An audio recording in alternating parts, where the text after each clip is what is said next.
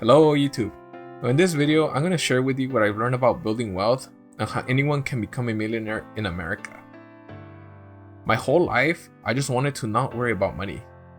I wanted to be able to afford a nice car, make good money from a respectable career, and make my family proud. But once I've attained everything I wanted, I started to hate my life because work had consumed my entire life. When I was studying the subject, I liked building robots and programming remote control cars. But as soon as I started working full time, I started to feel miserable because as a new graduate, I wanted to make a good impression, so I started overworking. After work hours, I continued thinking about how to solve problems at work, and at home, I felt like I needed to work weekends to meet deadlines. I would do everything in my power to go above and beyond, and as a result, I pretty much burnt out. Slowly, I started to tone it down, but something had changed. I no longer felt like I enjoyed working with technology. So my mind tried to find a solution, and I started thinking, how can I build enough wealth so that I don't need to work for a salary anymore, and I can continue working on projects I enjoy and enjoy life at a pace that I'm comfortable with. So in my free time, I began learning about wealth through books, mentors, and the internet. And the first and most important concept that I learned was that your money is like a fruit. You can consume it, or it can be used in a specific way where it can grow and reproduce into more fruits. Naturally, you must consume some of your fruits in order to survive. However, the trick lies with the fruit that is left over. In the fruit example, you can either keep eating the fruit, or you can plant it and reproduce more fruits from it.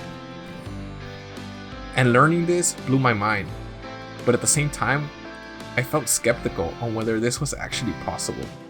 So I continued learning and learned that there are two types of items that you can buy with your leftover money. Either you can buy items that take money from you, or items that provide money for you. And anything can be either or. An easy example is buying a house. A house can either take money from you in the form of maintenance, bills, and the mortgage, or it can provide money for you. For example, if you were to rent it, or if the value of the house increases. So the answer to the entire video is right here. The key to building wealth is to buy items that provide money for you, or increase in value, and avoid buying items that take money away from you, or lose value. In finance terms, these are called appreciating and depreciating assets respectively. So I made this my goal: buy appreciating assets and start building wealth. So I looked into the most common ways to buy appreciating assets and decided to venture in two areas: real estate and the stock market. I wanted to start with real estate since it's the most known and understood method. You buy a house and hope that over time it increases in value and you can rent it out for more than the mortgage payment and have it put money in your pocket every month. However, upon more research, I learned that for my situation, it didn't make sense. Buying a house would require an extremely large down payment in order to get my mortgage payment to make sense. And this was due to the fact that I was living in Silicon Valley, one of the most expensive areas in the United States, essentially making the real estate entry barrier extremely high. I ended up buying a home later on, but that's a topic for a new video, so stay tuned. So with real estate out of the way, I decided to venture into the stock market. I learned that it is actually pretty easy to do by simply opening up a brokerage account. A brokerage account is basically like a bank account, except you're able to use money to buy stocks, bonds, and other assets. And just like a bank account allows you to have a checking and savings account, a brokerage account allows you to have different types of accounts to invest in. The most popular being a company's 401k account, used for retirement. At the time, I didn't know what a 401k was. So I decided to do some research and found that back in the day, Congress passed the Revenue Act of 1978, and in Section 401k was a rule that allowed employees to push paying taxes until the future under certain conditions. Basically allowing you to deduct money from your paycheck, send it to this account before paying taxes on it, with the only drawback is waiting until you're 59 and a half to withdraw, making it the perfect account for retirement. In addition, I learned that other accounts can be opened, and just like a 401k account, they hold specific benefits. For example, a Roth IRA is another account type that allows you to contribute after-tax money with the added benefit that once you retire, you can withdraw it without paying taxes on it. Another is a held savings account, or HSA for short, is where you're able to contribute pre-tax money with the added benefit of paying for medical expenses with your pre-tax money that you invested.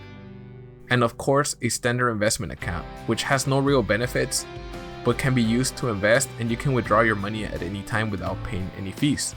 And thus, after some research, I decided to use a total of 4 account types with Fidelity: my company's 401k, a Roth IRA, an HSA, and a standard investment account, all to cover different aspects of my life.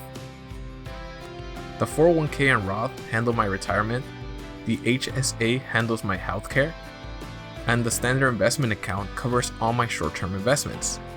And after all these accounts were open, I set up my paycheck to automatically deposit a certain amount of money to each account and started learning more about investments. Again, I didn't know how to invest, so I initially decided to invest in what are known as target date funds. The idea is that you choose a year when you expect to retire, and this form of investment automatically chooses your investments based on your age. So if you're a young professional, it tends to invest in riskier but higher reward investments, and as you get older, it starts to invest in safer but lower reward investments, all handled in the background and requiring no work from the user. Later on, I learned about other forms of investments like mutual and index funds, but that's a topic for another video.